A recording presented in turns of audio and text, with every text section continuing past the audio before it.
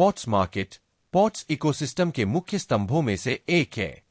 जहां pots money वित्तीय पक्ष को दर्शाता है, डेफी, स्टेकिंग, लिक्विडिटी, बॉन्ड्स और रिवॉर्ड्स, वहीं पॉट्स मार्केट प्रेडिक्शन लेयर यानी भविष्यवाणी की परत को दर्शाता है। लेकिन इसका मतलब क्या है? एक प्रेडिक्शन मार्केट ऐसा प्लेटफॉर्म है जहां लोग भविष्य में होने वाली घटनाओं पर आधारित बाजारों में भाग ले सकते हैं।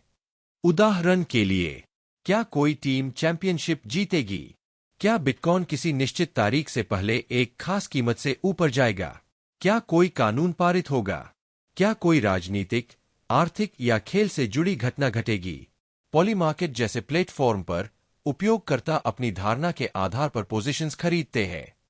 अगर बहुत से लोग मानते हैं कि कोई घटना होने की संभावना अधिक है, तो उसका प्राइस बढ़ता है। अगर मार्केट मानता है कि घटना की संभावना कम है, तो प्राइस घटता है। इसीलिए प्रेडिक्शन मार्केट में प्राइस सिर्फ एक संख्या नहीं होता। प्राइस एक कलेक्टिव प्रोबेबिलिटी यानी सामूहिक संभावना को दर्शाता है। यही पॉट्स मार्केट का मुख्य विचार है। बहुत से लोगों की राय, जानकारी और अपेक्षाओं को एक मार्केट सिग्नल में बदलना। लेकिन पॉट्स मार्केट का उद्देश्य केवल स्पेकुलेशन तक सीमित नहीं है। इसका विजन एक डिसेंट्रलाइज्ड प्रेडिक्शन इंफ्रास्ट्रक्चर बनाना है, जहां उपयोगकर्ता मार्केट्स बना सके, उनमें भाग ले सके, लिक्विडिटी प्रदान कर सके और रियल वर्ल्ड आउटकम्स के आसपास कंसेंसस बनाने में मदद कर सके। इस प्रक्रिया को 5 सरल चरणों में समझा जा सकता है। पहला, एक इवेंट बनाया जाता है। उदाहरण के लिए, क्या बिटकॉइन महीने के अंत से पहले एक निश्चित कीमत तक पहुंचेगा? दूसरा, उपयोगकर्ता अपने एनालिसिस के आधार पर पोजीशंस खरीदकर या बेचकर भाग लेते हैं। तीसरा, मार्केट एक प्रोबेबिलिटी बनाना शुरू करता है। जैसे जैसे अधिक जानकारी मार्केट में आती है, प्राइस बदलता है। चौथा, जब इवेंट समाप्त होता है, वेरिफिकेशन फेज शुरू होता है।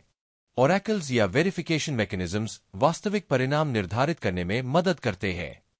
और पांचवा, सिस्टम मार्केट को सेटल करता है और रूल्स के अनुसार पेमेंट्स डिस्ट्रीब्यूट करता है। पॉट्स मार्केट की अहमियत यह है कि यह केवल भविष्य की प्रेडिक्शन के बारे में नहीं है। यह इंफॉर्मेशन डिस्कवरी का एक अधिक खुला तरीका बनाने के बारे में भी है।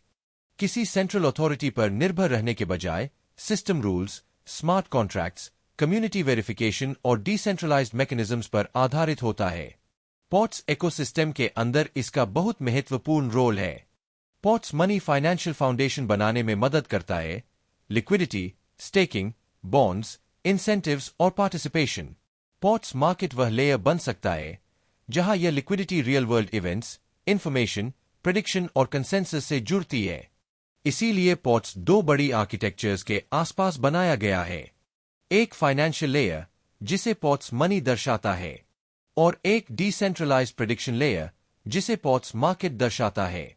पॉट्स टोकन भी इस विजन में एक विशेष रोल रखता है, क्योंकि इसे प्रेडिक्शन मार्केट के नेटिव टोकन के रूप में डिजाइन किया गया है, जो इंफ्रास्ट्रक्चर, इंसेंटिव्स और गवर्नेंस पर केंद्रित है।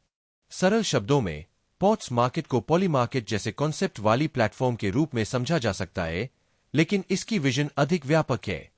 यह केवल लोगों को प्रिडिक्शंस में भाग लेने की अनुमति नहीं देता, बल्कि एक वेब 3 इंफ्रास्ट्रक्चर बनाने का लक्ष्य रखता है, जो इंफॉर्मेशन, प्रोबेबिलिटी और कंसेंसस को रियल वैल्यू में बदल सके। पॉट्स मार्केट एक बड़ा प्रश्न पूछता है। क्या डिसेंट्रलाइज्ड मार्केट्स हमें यह समझने में मदद कर सकते हैं कि क्या अधिक संभव है, क्या वेरीफाई किया जा सकता है, और डिजिटल इकोनॉमी में किसे सच माना जा सकता है? यही पॉट्स मार्केट का सार है।